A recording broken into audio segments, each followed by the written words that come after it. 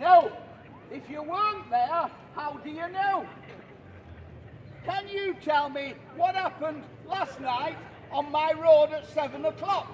If you weren't there, the answer's no. So don't think you know the answer, because you don't know the answer.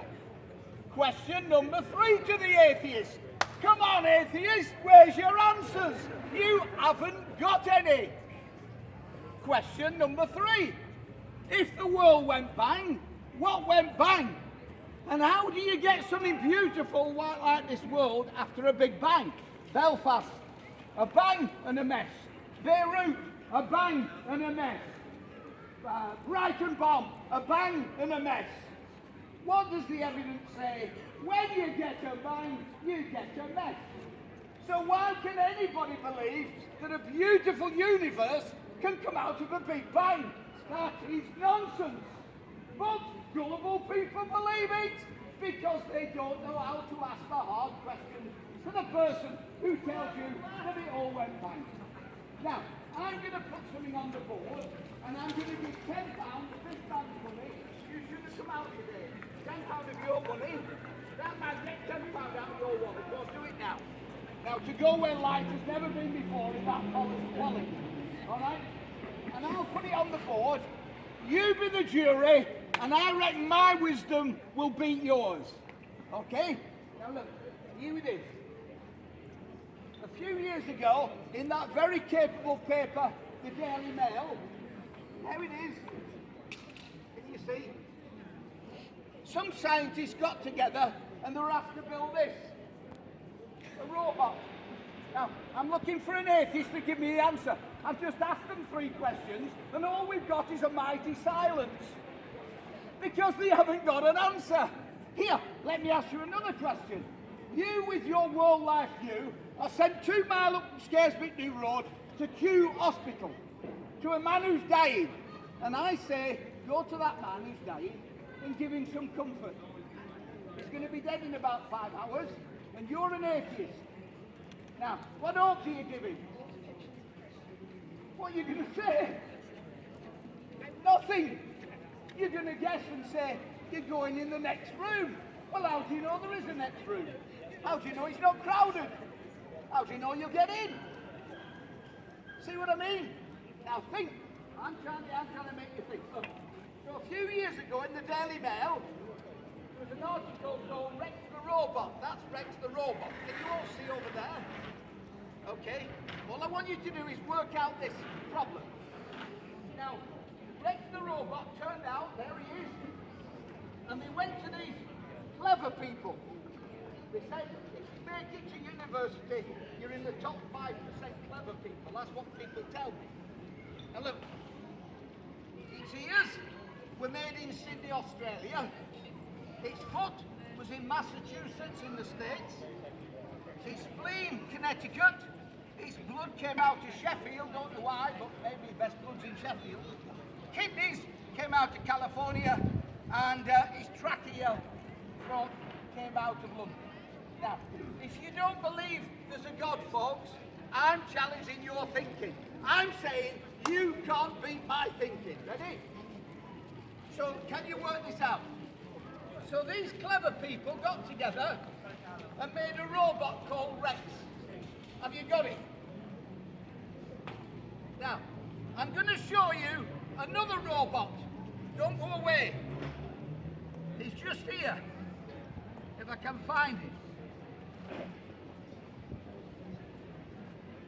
There he is. Now, here's my question.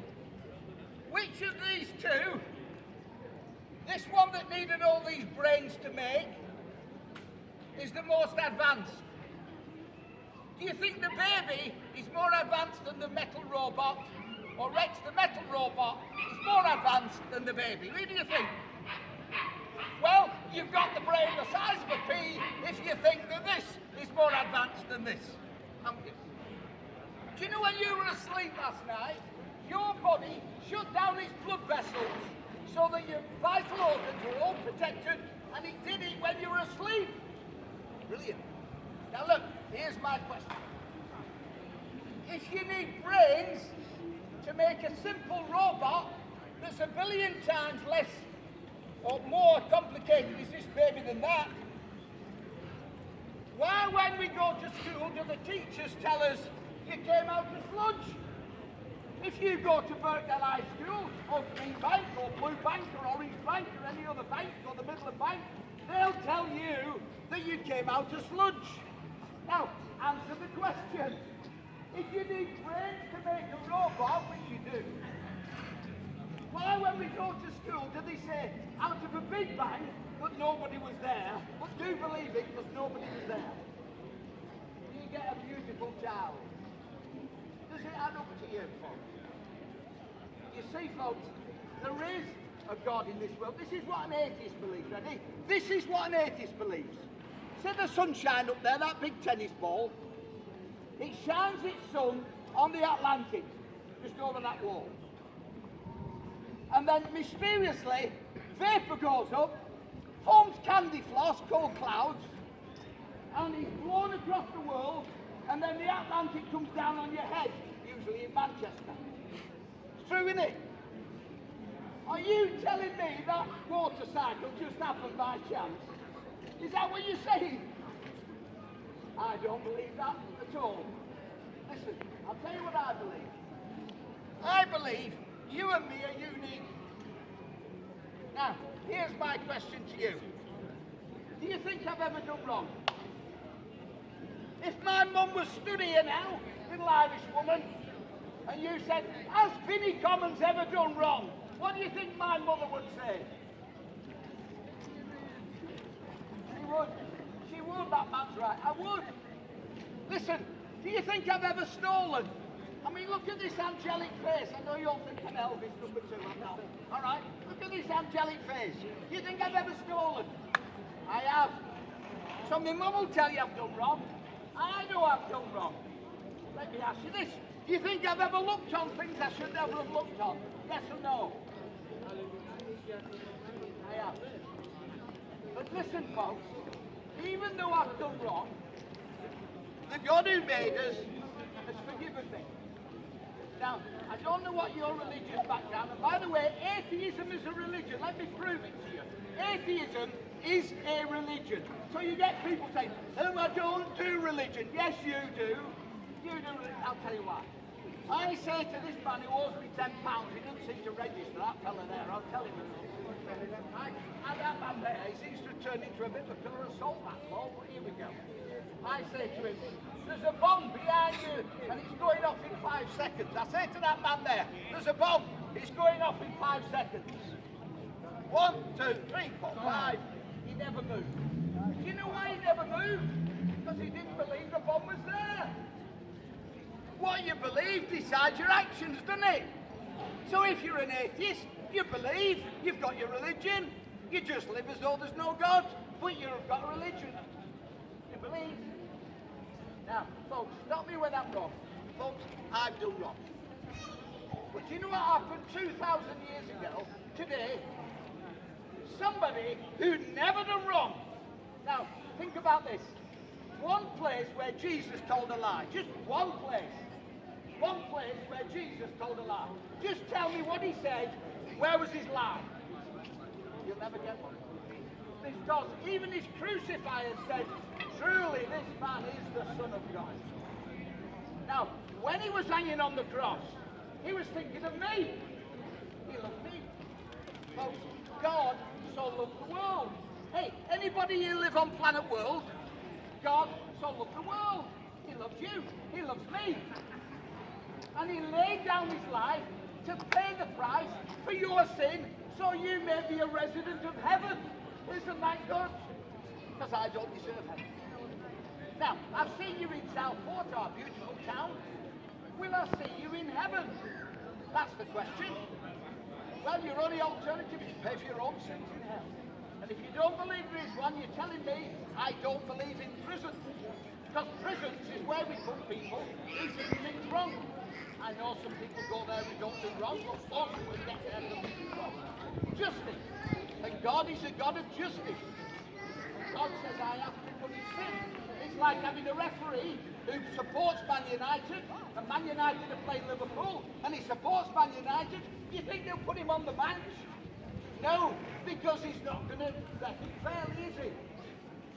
But Jesus, God so loved the world, he gave his only begotten Son, that whoever shall believe on him shall never perish, but have eternal life. Have you got it? That's the question. Have you got life eternal? Or are you one of the walking dead? There's loads of walking dead. Look at them. But are you alive on the inside? Now I'm going to finish there, folks, because this Jesus blew the grave apart. And I offer a little gospel to people, and I'll offer one to you. And I'll tell you why. When I was 17 or 16, my mate was killed in a crash on his birthday. And I wanted to know if I was heaven bound. And I started to search. And I read one verse in this book. And this was the verse. All the Father gives me will come to me, and the one who comes to me, I will never turn away. Give me some hope. What have you got to give me? Answer? No. But listen, folks, listen to this. Yes. Oh, thank you very much. God bless you. That's very kind of you. But folks, listen, thank you for the ladies' hug. But ladies and gentlemen, when I leave this world, when my sister leaves this world, there's only one of two destinies. Now if you tell me there's no God, give me some hope. There's nothing to say under the ages. But Jesus says, I've come that you may have life, life in all its fullness. The only thing that Jesus has ever done for you is love you. And he'll love you at the cross. And he'll forgive you at the cross. And I'm giving this book to anybody who will take it and read it. You'll find the logic of the atheists. They offer no hope to the world. And they can't tell us what happened at the beginning because they weren't there. But Jesus said, in the beginning, God created the heavens and the earth. Because he was there. The person who was there knew. He did it. And to prove it, you can see the creation he made. That booklet is for anybody who wants one. Have a lovely afternoon. God bless you, folks. Thank you for listening. And thank you to the lady for the hug as well. Have a good day.